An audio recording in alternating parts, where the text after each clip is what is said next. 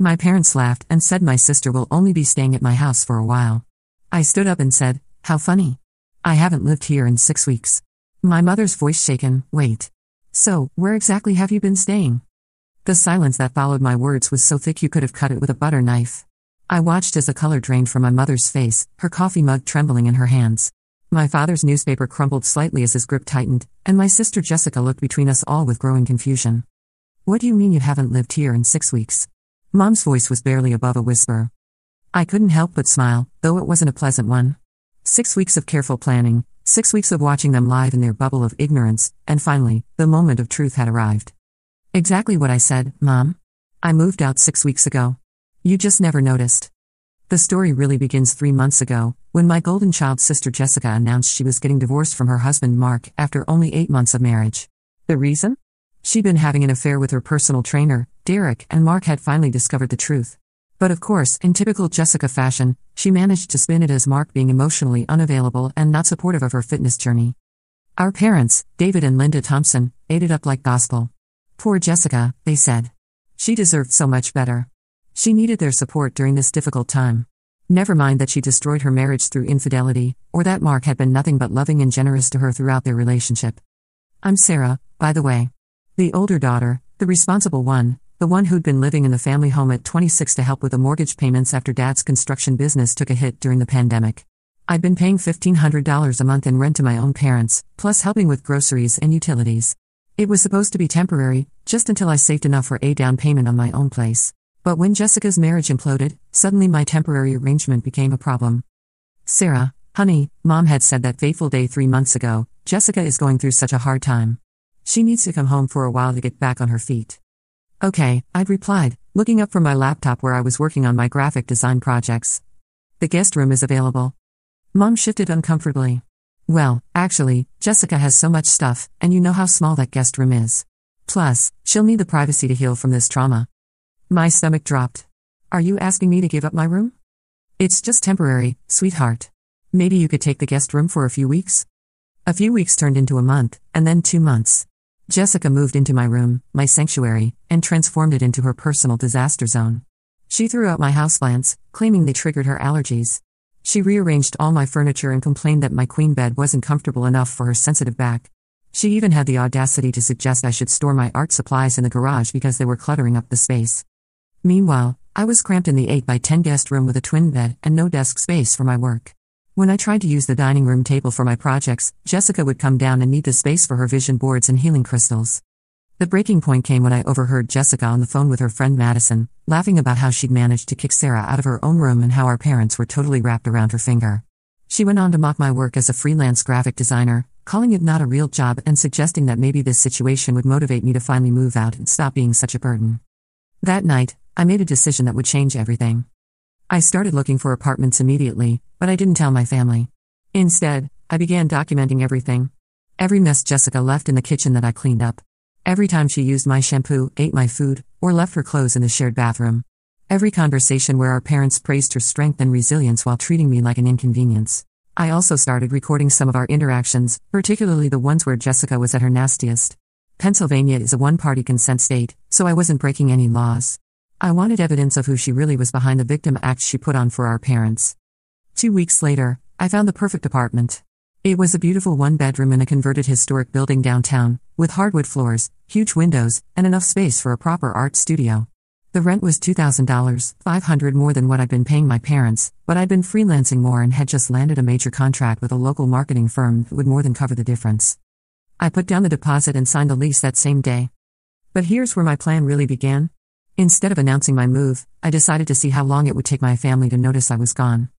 I moved out gradually over the course of a week, taking boxes to my new place during the day while everyone was at work. I left just enough clothes and toiletries to make it look like I was still living there.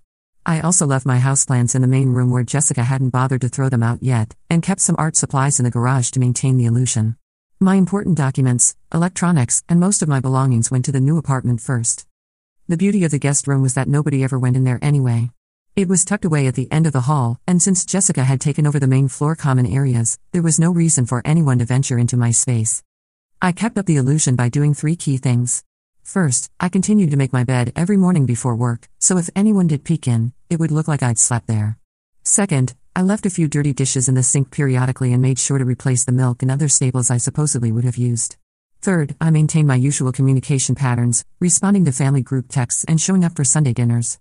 Most importantly, I continued making my monthly rent payments through automatic bank transfer, so they wouldn't notice any missing income that might raise questions. The ironic part was that it was actually easier to maintain the illusion than it had been to live there. Without Jessica's constant mess and drama, without having to navigate the tension and favoritism, I could just pop in for appearances and leave. I was sleeping better, working more productively, and feeling happier than I had in months. My new apartment became my sanctuary. I had it set up with a separate entrance through the building's parking garage, which made it easy to come and go without neighbors noticing my unusual schedule. I set up my art studio in the second bedroom and started taking on bigger, more lucrative projects.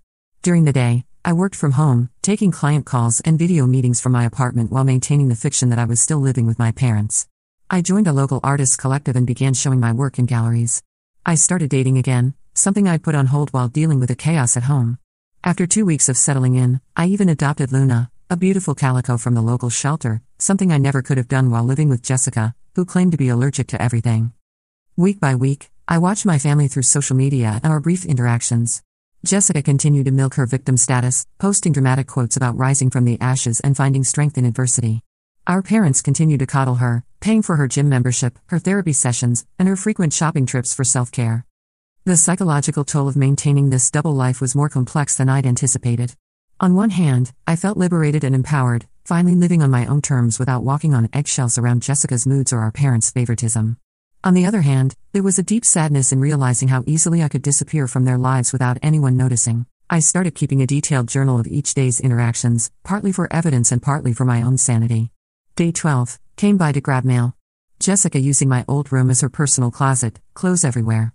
Mom asked if I could pick up groceries since I was already out. Paid for $78 worth of food that Jessica will eat while complaining about being broke. Day 18, Sunday dinner. Dad mentioned the mortgage payment being tight this month. Jessica immediately suggested they could cut back on unnecessary expenses. When Mom mentioned my rent contribution, Jessica said maybe they should look into adjusting it since I barely use any space anymore. They all laughed. I excused myself to the bathroom and cried for 10 minutes. The most revealing moments came during those Sunday dinners.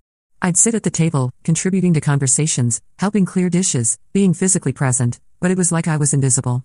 Jessica would dominate every discussion with her latest drama or achievement. She'd gotten a part-time job at a boutique and our parents treated it like she'd won a Nobel Prize. Jessica's so responsible, Mom would gush. She's really turning her life around. Meanwhile, I'd just landed my biggest freelance contract ever, worth more than Jessica would make in 6 months, and when I mentioned it, Dad nodded absently and asked Jessica if she needed help with her car insurance payment. The invisibility extended to the physical space too. During week 3, I conducted a little experiment. I rearranged the guest room completely, moving furniture around and changing the bedding. I left it that way for 5 days. Nobody noticed. I could have painted the walls neon green and hung disco balls from the ceiling, and as long as I showed up for Sunday dinner acting normal, they would have remained oblivious. But the most painful realization came during week 4, when I overheard a conversation between my parents that I wasn't supposed to hear. I'd stopped by to grab some art supplies I'd forgotten, and they were in the kitchen discussing finances. "We really need to think about raising Sarah's rent," Dad was saying. "With Jessica's expenses and the house repairs coming up, we could use the extra income." "How much were you thinking?" Mom asked. "Maybe bump it up to $2,000? She's hardly ever here anyway, always working on those art projects. And it's not like she has any other options at her age." "That seems fair," Mom agreed. "She should be grateful she has somewhere affordable to live. Most people her age are paying way more for apartments." They were planning to raise my rent by $500 for a room I wasn't even living in, based on the assumption that I had no other choices and should be grateful for their generosity. The casual dismissal of my art projects as if they were a hobby rather than my actual career was the final insult. That's when I started recording conversations more systematically. I bought a small digital recorder and began documenting not just Jessica's manipulative behavior, but also my parents' casual disregard for my contributions and achievements. The evidence piled up quickly. Meanwhile, I documented everything. Screenshots of Jessica's social media posts showing her out partying with Derek while she was supposedly healing from trauma. Photos of the chaos she left in the kitchen. Recordings of her on the phone bragging about manipulating our parents and mocking me. My new life was flourishing in ways I hadn't expected. Without the constant stress of navigating family drama, my creativity exploded. I was producing my best work ever, bold pieces that reflected my growing sense of self-worth and independence. The marketing firm I was contracting with offered me additional projects, impressed by both my artistic vision and my professionalism. I was making more money than I ever had, even after paying higher rent for my apartment. I also started building genuine friendships for the first time in years. Living at home had made it difficult to maintain adult relationships, especially when Jessica would monopolize any social gathering with her drama or make passive-aggressive comments about my friends. Now I had space to host dinner parties, art nights, and casual hangouts. My social life expanded beyond the suffocating bubble of family dysfunction. The artists' collective I joined became a second family of sorts, one that actually saw and valued me.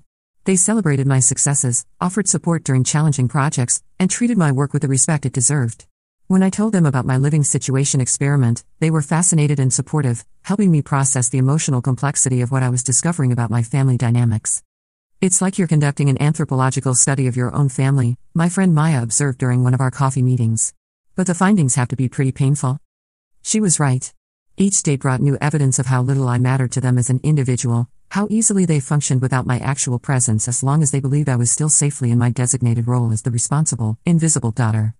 But the most damning evidence came in week 4 of my secret move. I'd stopped by to grab something I'd forgotten and overheard Jessica talking to Derek in my old room, which she was now calling her room. "I can't believe how easy this was," she was saying. "Sarah's such a pushover. And Mom and Dad are so desperate to help their precious baby girl that they don't even see how I'm playing them." Derek laughed. "What about Sarah, though? Isn't she pissed about getting kicked out of her room?" "Please," Jessica scoffed. "She's too pathetic to stand up for herself. Besides, this house is way too nice for someone like her. She should be grateful I'm teaching her some independence." I recorded every word. As the weeks passed, I watched my family's dynamics with fascination. Nobody questioned my absence at family movie nights because I was probably tired from work. Nobody wondered why they never saw me in the kitchen making breakfast because I was always rushing out early. I had changed my mailing address to a P.O. box to avoid any mail delivery issues, and handled all my business correspondence through my apartment address. When I did show up for Sunday dinners, I parked a few blocks away and walked over, timing my arrivals for when everyone would already be gathered. They were so focused on Jessica's latest drama that I might as well have been invisible. It was during week 5 that I realized something that made my heart ache. My parents didn't actually miss me. They missed my rent money, my help with chores, my emotional labor, but they didn't miss me as a person. When I was there, I was just background noise. When I wasn't, they didn't notice the difference. That realization solidified my resolve for what I was about to do. I started planning the reveal carefully. I wanted maximum impact, maximum embarrassment, and maximum truth. I also wanted witnesses, so I decided to do it during Sunday dinner. Jessica often had Madison over for these dinners lately, treating them like social media opportunities to showcase her supportive family narrative. The setup was perfect.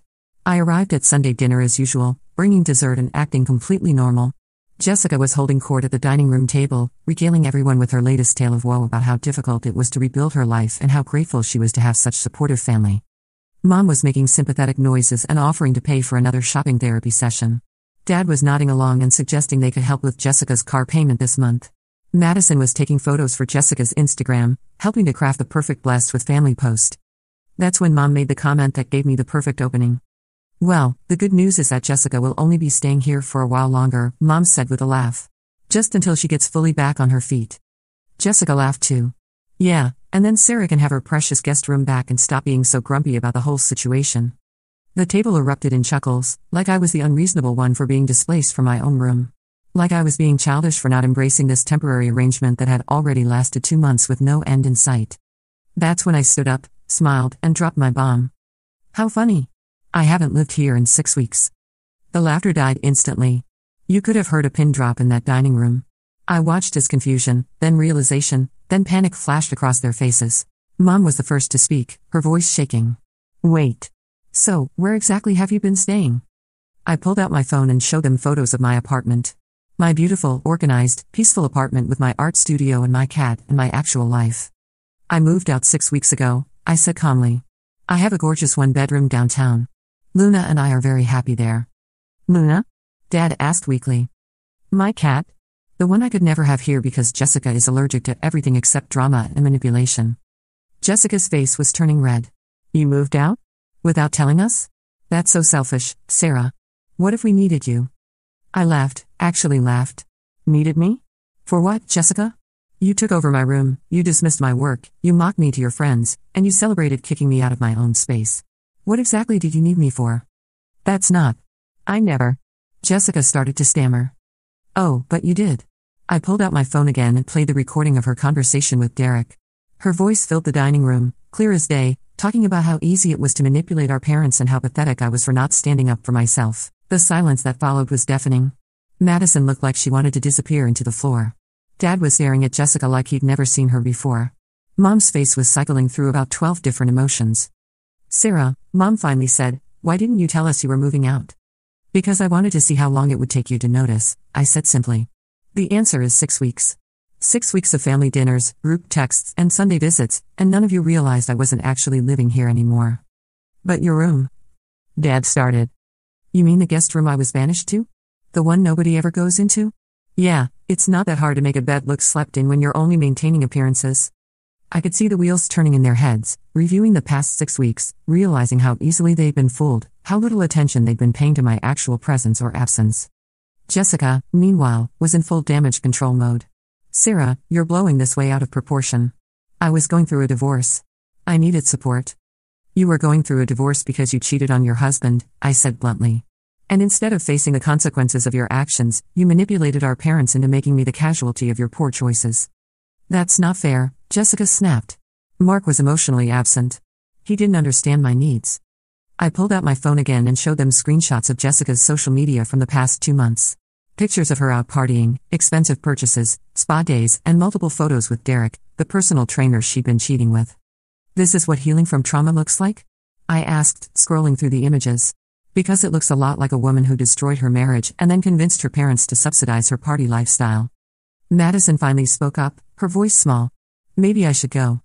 No, stay, I said firmly. You're part of this too. You've been helping Jessica craft this victim narrative, encouraging her entitlement, and participating in mocking me behind my back. You should witness the consequences. I turned back to my parents, who were looking increasingly uncomfortable. Do you want to know what the really sad part is? I continued. I've been paying $1,500 a month to live here, plus groceries and utilities. Even after I moved out, I kept paying rent so you wouldn't get suspicious and ruin my experiment. I've been helping with housework during my visits, contributing to family expenses, and providing emotional support. But the moment your golden child needed something, I became disposable. Sarah, that's not true, Mom protested weakly. Isn't it? I challenged. When's the last time you asked about my work? My art? My life? When's the last time you celebrated one of my achievements or offered to help me with anything? I landed that major Patterson creative contract 2 months ago that allowed me to quit my day job and focus on my art full-time. Did you know that? The guilty looks on their faces told me everything I needed to know. I didn't think so. But you know every detail of Jessica's self-created drama, don't you? You know about her gym membership, her therapy sessions, her shopping needs, her emotional state minute by minute. Jessica stood up abruptly, her chair scraping against the floor. I don't have to listen to this. You're just jealous because Mom and Dad love me more. The words hung in the air like a toxic cloud. Even Madison looked shocked that Jessica had said it out loud. There it is, I said quietly. The truth. Finally. Mom looked stricken. Jessica, that's not. We don't love anyone more. Don't you? I asked. Because your actions for the past 2 months have said otherwise. You've prioritized Jessica's comfort over my living situation. You've subsidized her lifestyle while I've been contributing to this household. You've coddled her through the consequences of her own poor choices while treating me like an inconvenience. I gathered my purse and stood up. But here's the thing. I don't need you to love me more. I don't need you to choose me over Jessica. I just needed you to see me, to value me, to treat me like I mattered. And you couldn't even manage that. Sarah, wait, Dad said, finally finding his voice. We can fix this. Jessica can move back to the guest room. Can she? I asked. Because Jessica just told you that you love her more. She just admitted that this whole thing was about establishing dominance over me. Are you really going to ask her to give up what she's claimed as hers? I looked at Jessica, whose face was a mask of fury and panic. Besides, it's too late. I don't want to live here anymore. I've seen who you all really are when you think I'm not watching. I've heard what you really think of me. I've witnessed the family dynamic when you believe I'm safely tucked away and not listening. I walked toward the door, then turned back one more time. Oh, and Mom? Dad? Since Jessica just publicly admitted that you love her more, and since you were planning to raise my rent to $2,000 anyway for a room I haven't slept in for 6 weeks, I assume this makes everything easier for everyone. You get Jessica's happiness, and I get my independence. The financial implication hit them like a slap. $1,500 a month gone. Plus my contributions to groceries and utilities. I could see Dad doing the mental math, realizing how much my absence was going to cost them. And Jessica, I said, looking directly at my sister, enjoy explaining to Derek why you're back to living with Mommy and Daddy. I'm sure that's really attractive to a man who's already proven he likes women who cheat. I left them sitting there in stunned silence and drove back to my beautiful, peaceful apartment where Luna was waiting for me with purrs and headbutts. The aftermath was swift and predictable. Within hours, I had texts from all of them. Mom alternated between guilt and anger, demanding to know why I deceived them and then pleading for me to come home so we can work this out. Dad focused on the practical, asking if we could discuss the financial arrangement and whether I'd consider helping out with expenses even if I didn't live there. Jessica's messages were pure venom, calling me manipulative, selfish, and cruel for ambushing her in front of Madison. I responded to none of them that night. Instead, I ordered Chinese food, opened a bottle of wine, and worked on a new painting while Luna supervised from her perch on my easel. The next few days brought more messages, phone calls, and even a visit from Mom, who showed up at my apartment after somehow getting my address from my emergency contact information at work. "Sarah, honey, we need to talk," she said when I opened the door. "Do we?" I asked, not inviting her in. "This has all gotten out of hand. Jessica is devastated. She's been crying for days." "Jessica is devastated that her manipulation tactics were exposed and recorded," I corrected. "She's devastated that she can't play victim anymore now that everyone knows the truth. She made a mistake, Sarah. She's young and going through a hard time. She's 24, Mom. I'm 26. Stop treating her like a child and me like I'm disposable." Mom's face crumpled. "We don't think you're disposable. We love you. You love the idea of me. You love having a responsible daughter who helps with expenses and doesn't cause drama. But you don't actually see me or value me as a person." "That's not true." I sighed and finally invited her in, mainly because my neighbors were starting to stare. "Mom, sit down. I want to ask you something, and I want you to answer honestly." She perched nervously on my couch, looking around at my apartment with surprise, as if she couldn't believe I was capable of creating such a beautiful, organized space. "What's my favorite color?" I asked. Blue? Green. What kind of art do I specialize in?" "Graphics. Design? Mixed media paintings and digital illustrations. What's the name of the marketing firm I'm contracting with?" I don't." "Patterson Creative. What's my middle name?" She stared at me, speechless. "It's Elizabeth, Mom. Elizabeth. After your mother. You chose it." The silence stretched between us as the reality of how little she actually knew about me sank in. "Now let me ask you about Jessica," I continued. "What's her favorite color?" "Pink," she answered immediately. "What's her favorite restaurant?" "That Italian place downtown, Marcello's." "What's the name of her gym?" "Fitness First on Maple Street." "What's her middle name?" "Rose. After my grandmother." I nodded. "You see the difference." Mom started crying then, quiet tears that she tried to wipe away quickly. "Sarah, I'm sorry. I didn't realize." "You didn't realize because you didn't want to. It was easier to take me for granted, to assume I'd always be there, always be reliable, always be the one who didn't need anything. What can we do to fix this?" "I don't know if you can, Mom. Trust isn't something you can just apologize back into existence." She stayed for another hour, and I showed her around my apartment, my art studio, introduced her to Luna. I could see her struggling to reconcile this version of me, this independent, successful, creative person, with the background character I'd been in her mind. When she left, she hugged me tightly and promised things would be different. I wanted to believe her, but I'd learned not to hold my breath. The real test came 2 weeks later when Jessica's latest crisis erupted. Derek had broken up with her, apparently deciding that a woman who cheated on her husband and was living with her parents wasn't the catch he thought she was. Jessica was, predictably, devastated and demanding all of our parents' attention and resources to help her through this new trauma. I got the group text at 2 a.m. "Sarah, Jessica really needs us right now. Can you come over? She's talking about the guest room again, just temporarily while she processes this setback." I screenshot the message and sent it to my group chat with my new friends from the Artists Collective, along with the caption, "6 months later, still asking for the guest room, smiley face emoji." Then I turned off my phone and went back to sleep. The next morning brought a flurry of missed calls and increasingly frantic messages. I finally responded around noon. Jessica is an adult who created this situation through her own choices. She needs to face the consequences and figure out her own housing situation. I will not be coming over, lending money, or providing emotional support for problems she brought on herself. The backlash was immediate and intense. I was selfish, cold-hearted, cruel. I was abandoning my family in their time of need. I was holding grudges and being vindictive. But I held firm, and something interesting happened. Without me there to serve as Jessica's safety net and our parents' scapegoat, the family dynamic began to shift. Dad started asking harder questions about Jessica's choices and her plans for independence. Mom began to see through some of Jessica's manipulation tactics without me there to absorb the manipulation meant for me. Most importantly, they started reaching out to me as a person rather than as a resource. Mom asked about my art and actually listened to my answers. Dad inquired about my business and offered to help me network through his construction contacts who might need design work. It wasn't perfect, and it wasn't immediate, but slowly, gradually, they began to see me. 6 months after my dramatic revelation dinner, I had my first solo art show at a local gallery. I sent my family an invitation, not sure if they'd come. They all showed up. Even Jessica, looking subdued and genuinely remorseful for the first time in memory. "Your work is incredible," Jessica said quietly, standing in front of my favorite piece, a mixed-media painting about invisible women becoming visible. "I never knew you were this talented." "You never asked," I replied, but without the venom that would have been there months earlier. "Sarah," she continued, "I owe you an apology. A real one. I was selfish and manipulative, and I treated you terribly.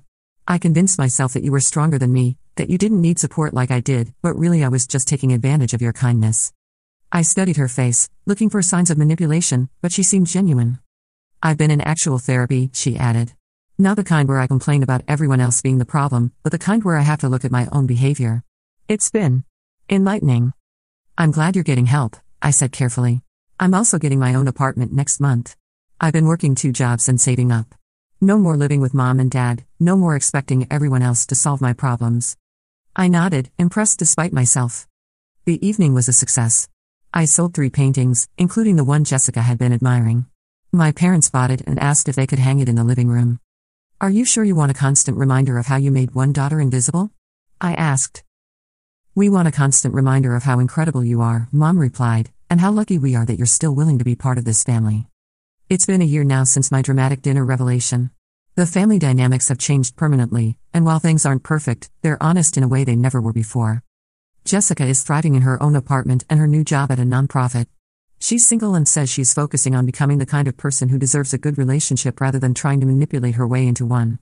My parents have both apologized multiple times and backed up their words with actions. They ask about my life, celebrate my successes, and respect my boundaries. They never again asked me to sacrifice my comfort for Jessica's convenience. And me? I'm still in my beautiful apartment with Luna, creating art that sells in galleries across the state. I'm dating a wonderful man named Kevin who knew nothing about my family drama when we met and loves me for exactly who I am. Sometimes I think about that dinner, about the moment I stood up and shattered their comfortable delusions. It was terrifying and exhilarating and necessary. Because sometimes the only way to become visible is to disappear first, and sometimes the only way to be valued is to show people what they lose when they take you for granted. My family learned that lesson the hard way, but they learned it. And now, finally, we're building something real together instead of just maintaining comfortable lies. The guest room, by the way, is still a guest room. Nobody lives there permanently anymore, and that's exactly how it should be.